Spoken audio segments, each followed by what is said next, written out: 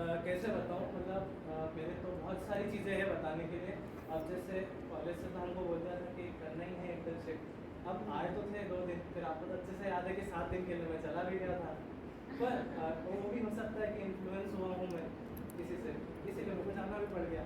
पर फिर वो कारण क्या पता, मेरा मन नहीं मान रहा था कि मैं जाऊँ वापस। मेरा मन कहीं ना कहीं तो था, यहीं पे देख लो गया था 2 दिन में मेरा देख, इसलिए मैं आपसे रात में वापस आया ज़रूर था। भले ही रात में आपने मुझको डांटा भी सही, समझाया भी सही, मैं फिर उसके बाद से फिर मैं कंटिन्यू रहा। फिर मेरे को मेरे अंदर फिर धीरे धीरे धीरे करके फिर चेंजेस दिखना चालू हुए कि मैं एक शॉर्ट टेम्पर्ड पर्सन, बहुत जल्दी गुस्सा आना, बहुत जल्दी चीज़ों से बोर हो जाने वाला व्यक्ति था। मतलब मैं अगर कुछ चीज़ कर रहा हूँ ना, तो वो करते करते कुछ डिफिकल्टी आ गई तो मैं उसको छोड़ देता था। क्या कि मैं बोर हो जाता था कि नहीं मेरे से नहीं होगा, मैं नहीं करना चाहता हूँ, फिर कुछ नई चीज़ करने लगता था। ऐसे करने के चक्कर में मैंने चीज़ें, बहुत सारी चीज़ें सीखना चालू करी, और ख़त्म आज तक कुछ भी नहीं करी मैंने। चीज़ें तो बहुत सारी सीखी मैंने कराटे सीखा, मैंने बॉक्सिंग सीखी, पर आया अभी तक कुछ भी नहीं ढंग से। पर योग जो मैंने स्टार्ट करा, अब मैं कह सकता हूँ कि एक तरीके से मेरे को आता भी है करना।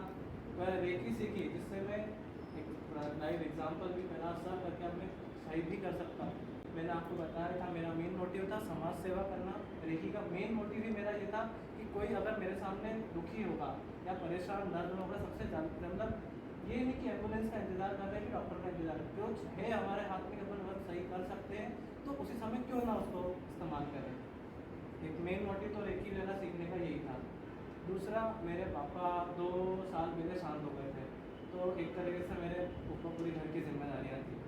तो वो जिम्मेदारियाँ एक तरीके से मेरे लिए डिप्रेशन बन गई थी। घर संभालने के लिए नौकरी ढूंढना, कैसे क्या करूँगा, घर कैसे चलाऊँगा, घर वाले का सर्व कैसे करूँगा। बस ये था कि थोड़ा दादा दादी का सपोर्ट तो था, पर फिर भी मन में तो वो था कि अपना घर है, खुद ही चलाना है आगे तक कैसे भी करके। पर उस चीज़ के चक्कर में मैं जो अज्ञानता का अंदर आ रहा था उसके अंदर जाता गया। मैं एक पॉइंट पर ये आ गया था कि मैं मतलब दुनिया से एक तरीके से मैं फ़ोन छोड़ दिया था कि मेरे को मतलब ही नहीं है। मेरे साथ मेरी मम्मी है, मैं उनके साथ नहीं बैठता था। क्यों कि मेरे को अकेलापन इतना पसंद आने लग गया था।